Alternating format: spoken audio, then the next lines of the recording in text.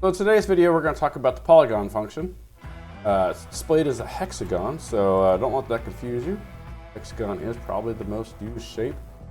So I'm going to go ahead and make a hexagon here. I can change the number of sides, 11. I can change whether the circle is inscribed, or circumscribed. And I can change the angle here. I want it at 5 degrees, or apparently I don't. All right, the one thing about this is once you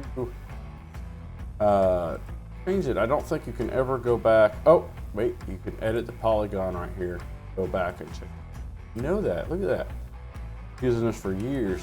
You can go back and change that by right-clicking, edit polygon.